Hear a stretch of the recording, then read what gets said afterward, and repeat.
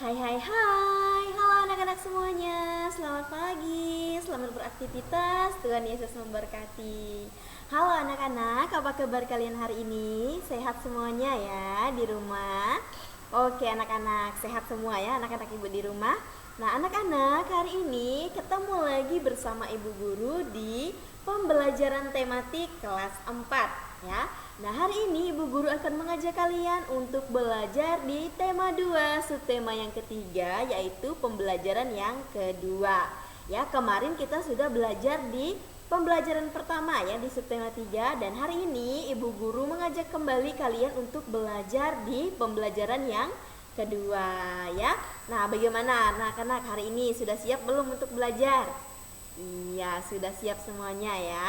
Nah anak-anak, sekarang ibu guru mau ya, sebelum kita berdoa kalian siapkan dulu buku temanya, kemudian buku LKS-nya, pulpen, kemudian buku tulis kalian ya, letakkan di atas meja masing-masing ya, di rumah kalian masing-masing ya. Nah ambil buku LKS-nya itu tema 2 yang ini. Nah ini dia buku LKS-nya. Kemudian buku tema kalian yang ini. Nah ini adalah buku tema 2 ya.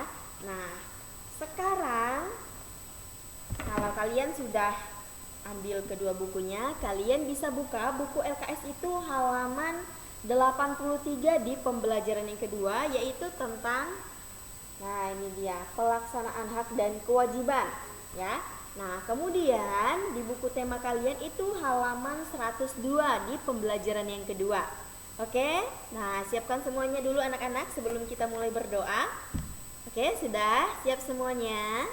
Oke, pintar. Nah sekarang kita akan lihat di slide berikutnya. Nah perhatikan, ini ada doa teks Bapa kami. Nah ibu guru keluarkan sebentar karena tidak kelihatan ya. Nah ini dia, kita akan berdoa bersama-sama sebelum kita memulai pembelajaran pada pagi hari ini. Nah sekarang ibu guru mau kalian duduk yang manis, duduk yang rapi, yang ganteng, yang cantik anak-anak ibu di rumah, karena kita akan berdoa bersama-sama ya. Nah ibu guru akan memimpin kita dalam berdoa. Sekarang ambil sikap yang baik, kita akan berdoa. Mari kita angkat tanda kemenangan kita dalam nama Bapa dan Putra dan Roh Kudus. Amin. Bapa kami yang ada di surga, dimuliakanlah namamu, datanglah kerajaanmu, jadilah kehendakmu, di atas bumi seperti di dalam surga. Berilah kami rezeki pada hari ini, dan ampunilah kesalahan kami, seperti kami pun mengampuni yang bersalah pada kami, dan janganlah masukkan kami ke dalam percobaan, tetapi bebaskanlah kami dari yang jahat. Amin. Ya Bapa, terima kasih untuk berkat-Mu hari ini Tuhan, sehingga pada pagi hari ini kami bisa bangun, kami bisa berkumpul dengan keluarga kami masing-masing. Tuhan, sertailah setiap aktivitas yang kami lakukan hari ini. Berkatilah juga ibu guru kami yang memberikan pembelajaran kepada kami. Semoga materi yang ibu guru sampaikan bisa kami pahami, bisa kami mengerti dengan baik. Tuhan, hanya ini doa yang kami serahkan ke dalam tangan-Mu demi Kristus Tuhan dan pengantara kami. Dalam nama Bapa dan Putra dan Roh Kudus. Amin. Oke anak-anak, terima kasih karena kalian sudah berdoa bersama-sama dengan ibu guru ya. Nah sekarang langsung saja ya, kita masuk ke susunan materi kita hari ini. Nah ini dia susunan materi kita hari ini, atau materi apa saja yang kita pelajari di pembelajaran yang kedua, tema 2, subtema yang ketiga. Nah yang pertama kita akan belajar tentang pelaksanaan hak dan kewajiban. Kemudian yang kedua itu ada tempo lambat. Kemudian yang ketiga adalah berhemat atau menghemat energi ya. Nah jadi anak-anak jangan lupa nanti kalian siapkan buku tulisnya ya. Nah kalian catat materi-materi penting yang ibu sampaikan di dalam video pembelajaran kali ini. Oke, sekarang langsung saja kita masuk ke materi yang pertama. Nah kalian buka buku LKS kalian itu halaman 83. Nah, di sini ya kita akan melihat. Nah, perhatikan di buku LKS-nya. Kebutuhan manusia akan energi semakin lama semakin tinggi. Nah, di sini selain karena penduduk dunia semakin banyak, juga karena perkembangan teknologi yang semakin pesat. Nah, di sini perkembangan teknologi membutuhkan banyak energi. Nah, jadi anak-anak hari ini kita belajar tentang pelaksanaan hak dan kewajiban secara bertanggung jawab. ya. Nah, di sini anak-anak, kebutuhan manusia akan energi sangat tinggi sekali ya. Nah, selain karena penduduk dunia yang semakin banyak, kemudian perkembangan teknologi juga semakin pesat ya. Jadi anak-anak, kita harus bisa mengikuti perkembangan zaman, yaitu salah satunya kita harus bisa menggunakan teknologi sesuai dengan kebutuhan kita sehari-hari untuk menghemat energi. Nah, di sini anak-anak, mengapa kita perlu melaksanakan kewajiban dan menjamin hak orang lain?